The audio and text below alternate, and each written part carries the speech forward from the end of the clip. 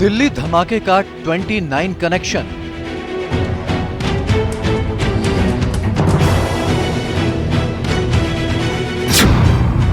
हमले के लिए नहीं, संदेश के लिए धमाका।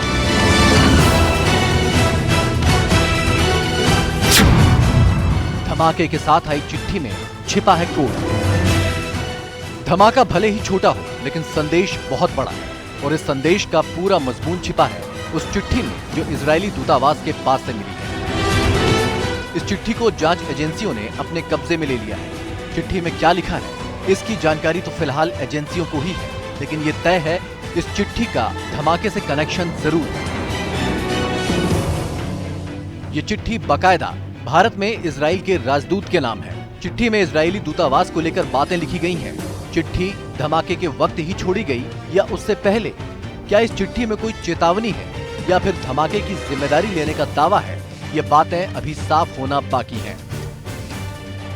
अभी एनवेलप की बात हुई जिसमें मेंशन है इजराइल एम्बेसी, लेकिन उस एनवेलप के अंदर एक्चुअली ये एनवेलप कहाँ पर, क्या उनके पोस्ट, क्योंकि वो तो पोस्ट आने का एक तरीका होता है ना, तो इससे अलग कोई तरीके से अभी तक जो है जो इन्होंने बताया है वो ये है कि इनको एम्बेसी के नाम पे वो आया।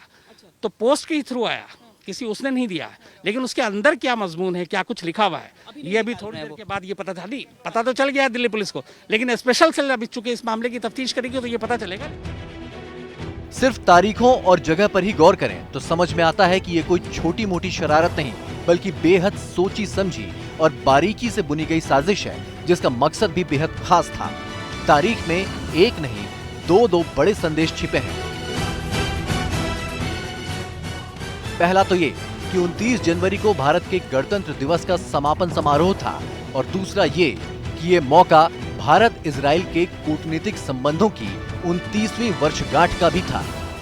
और जब इस धमाके को अंजाम दिया गया, तब इजरायली दूतावास और गणतंत्र दिवस के समापन समारोह वाली जगह के बीच महज 2 किलोमीटर से भी कम की दूरी थी। सीधे सीधे समझे तो यह धमाका उन ताकतों का पैगाम है जिन्हें भारत के अस्तित्व और भारत इजराइल संबंधों पर ही एतराज है। धमाके के बाद जारी हुए इजरायली दूतावास के बयान से भी ये बातें साफ जाहिर हो रही हैं।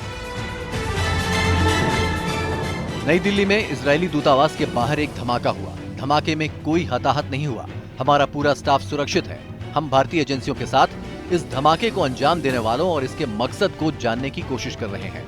ये घटना दोनों देशों के कूटनीतिक संबंधों की 29वीं वर्षगांठ के मौके पर हुई।